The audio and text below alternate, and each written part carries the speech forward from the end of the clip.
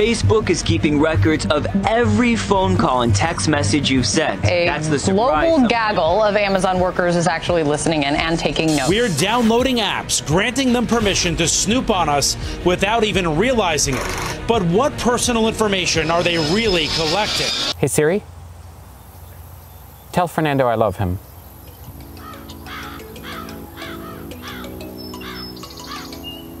In a time when conventional wisdom suggests we should unplug from technology, Chris Dancy is plugging himself in and has rewired his life to give himself more clarity and control. We talk with him about the difference between tech dependency and tech enablement, as well as the distinction between privacy and empowerment. So, Chris Dancy, using tech or a Siri shortcut as an expression of love, how did you get here? First, I didn't imagine I'd ever be using my phone in such provocative, intimate ways. Right. But I think today, here we are nearing the end of the decade. It's so important to look at our phones as extensions not only of how we function, but how we love. For me, the whole process really started out about 11 years ago, 2008. I was sitting around at my desk. I thought to myself, how come my computer knows so much about me and I know so little? My web cookies knew where I went and how I spent my time, and my calendar knew who I met with, but I didn't know any of it. So the idea came to me, why don't I try to learn and empower myself through casually observing myself as the devices do. Okay, so that's where the whole process started. That's where the whole process started. So it strikes me that you were a sysadmin before, in a previous incarnation. And it seems to me like you've taken that approach to managing a system, to managing your health and your lifestyle and so on. Is that an accurate description? I think it is. So many people today, whether they're in IT or not, are in IT by their very nature of using devices and having laptops, etc. And I think if you take a sysadmin approach to, and sysadmin meaning systems administrator, for those who might watch this video who don't know what that means. You should know what that means. But taking that approach to managing your life as different nodes, we look for fault tolerance, we look for redundancy, and all of these things are super critical when we think about managing not only our friendships, but our health, our behavior, and we'll notice more and more systems are being created to actually micromanage what we would call being human. Right. So the conventional wisdom of modern times seems to be unplug, get away from technology. But obviously you've got the opposite approach you're fully plugged in. What's your philosophy around that? Why is it that you're flying in the face of conventional wisdom? I think in 2012, we could have had a very provocative discussion about unplugging, about work-life balance. But we're approaching the 2020s, and I don't see many people anywhere on Earth who can. Your phone allows you to connect with your family in ways that we never thought possible. Your wearable devices, sometimes even your clothing, allows you to connect with your health in ways we didn't see possible. So for me, I think it's time that we stop demonizing the devices, stop pathologizing the behavior, and start talking about what it means to be symbiotic, or maybe even a cyborg with our devices. You mentioned clothing. You have a jacket with all kinds of sensors in, right? So I'll grab this here. So back in 2013, I did some work with Google, and showed them some of the ways I was thinking about data in life. And one of the things you'll see today, if you go out and buy a Levi's, this is by Levi's, jacket, is their collaboration with Google. And the interesting thing about this is it looks just like a regular jean jacket, but the sleeves are full of sensors and feedback mechanisms. So you'll see here on the bottom of the sleeve, there are some ribs. And what's really cool about this is if you're out walking or on your bike or something, you can just stroke the jacket and create gestures to perform actions, maybe get directions or send a text message, etc. You've just sent a text message. No, I didn't, but that'd be something else. So, for me, as I think about, we move from a world of, holding the technology to a world of wearing it, or in some cases, if you're in Sweden, many people have it implanted in their bodies. Yeah. It's time we get real and stop saying that there's a chance of unplugging. Yeah, it's not going to go back. This technology is not going to go back to a state that it was pre 10, 15 years ago. No. So we have to figure out how we can make the most of it. Exactly. And I think the reality is most of us have some level of technological management when it comes to our families, whether it's, simple passive text messaging or connecting to them through social media. But a lot of families today manage the software their children use on their devices. They'll manage where their children are via location or even their spouses. Some people share biometrics. You can fingerprints and face prints on our devices. I'm really excited about the pro-positive talk for technology. Yeah, something that I've heard you speak about as well as being tech-dependent versus tech-enabled. You want to talk a bit about that distinction? Yeah, I think it's something we need to clarify finally once and for all. Yeah. Because today we talk about people who are addicted to their phones. Yeah. And I think there's a difference between dependent and possibly enabled.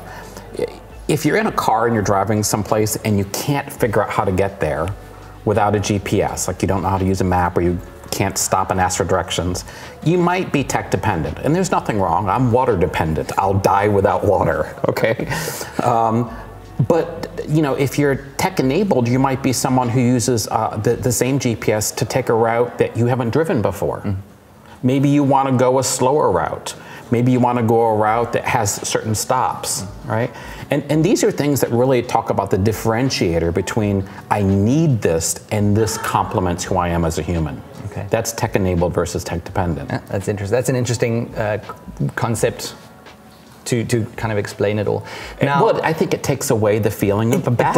It does. Yeah, it does. And the fact that you're still making your own decisions, but using the tech to augment your decisions or your choices is a nice way of looking at it. I mean, autonomous or co-creation. Yeah. All right. Yeah. So I'm co-creating an experience with my technology. Yeah. Now, with so much of yourself online, there are a lot of people that would say, well, what about privacy issues? And it's a big issue today anyway with the current technology. So you've got a lot of stuff online. There's a lot of Chris Dancy that you can see by going to your website and various other places because you're putting a lot of data on there. And yet when I meet you, it's kind of a contradiction or an unexpected contradiction for me because you seem to be quite a private person at the same time. So now, what is your philosophy on this privacy aspect? It's hard because I consider myself post-private. And that's a term that really people their heads just go, poof, like, what do you mean post-private? Yeah.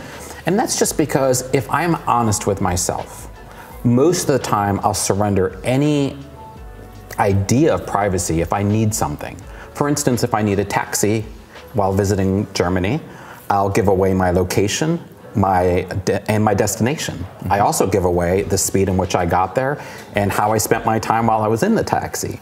So I'm very careful to draw a line between safety and privacy. For me, I think the privacy debate really comes down between are you empowered or are you kind of not maybe disempowered? Right. I think we need to phrase it that way. The reality is we will throw away and offer all of our data if we need something faster. And there's two things we'll always need in life, things cheaper and things faster. Yeah. And in the world where those are the kind of primary drivers, faster and cheaper, the only thing I can offer these systems is data. Yeah. That's the currency. That is the currency. And again, I don't meet many people who can tell me what data is being used by Facebook. They just feel like it's happening. Yeah. And if you were to use Facebook in the same way that people advertise things to you, you'd go, oh, there's a Facebook advertisement for remember to talk to your friends. There's a Facebook advertisement to remember to take a walk, right? So the problem isn't the data. The problem isn't the advertising. The problem is our own lack of authenticity and genuine curiosity in our own lives. Right. You should be as interested in you as Facebook is. Yeah, that is an interesting thought, and getting to know yourself better using the data that's already there. Yeah. It's not like it's not going to be there, right? Yeah. It's like leaving money on the table. Okay, so may as well make use of it. Exactly, so that's why I go for empowerment. And there's so many things today, from GDPR to corporations who are passively doing things that are really crazy. And I think it's really important we start to say, how do we empower ourselves and stop feeling like victims? Yeah. Now, with all of this connectedness and the data that's out there, where do you think we're going? Clearly, we're in a transition state. We're heading towards something, a connected, data-driven world. Where exactly do you think we're headed? It's hard right now because we have what some people call the splinternet. You've got parts of the internet that are gatekept. You know, if you're in Asia, you've got parts of the internet that if you're just in Europe, you can't access because of GDPR. And then, of course, you've got the kind of the commercial internet. I believe we're headed toward a world past that, where first there are two kind of major themes. One, no screens. We're seeing more and more technology that we speak to or wear that sends us feedback by voice, we hear, or tapping, we feel. The second thing is, I believe that the idea of sharing our behavior, sharing the passive data that's collected on us, is going to lead to something I call a habit store. Okay. So for instance, if I thought to myself, I really like the way Sean spends his time after he leaves work, I should be able to download the same apps and preferences that you use to experience life as Sean. Right? Okay. And we do this already. We do this already with Netflix. If you ever loaned out your Netflix password, which I don't think you should do, you can, just to be clear, Netflix, just to be clear, don't come for us.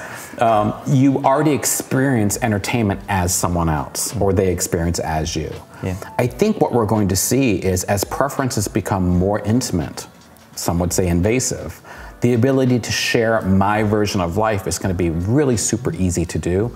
And I think it'd be amazing to browse an online store of habits and behaviors that I admire in people that I trust. Yeah, I guess we're already doing a lot of this. I think we're seeing a move to that kind of thing already, with the amount of people blogging on Instagram. They're posting pictures of their dinners, and people are posting recipes, and YouTube channels with all kinds of basically putting their experience forward. And I think that would be a natural sort of trajectory for all of that. To that point, Sean, you bring up a really interesting point. There are three types of videos, I think, that have been paramount watermarks in this move towards sharing of behaviors.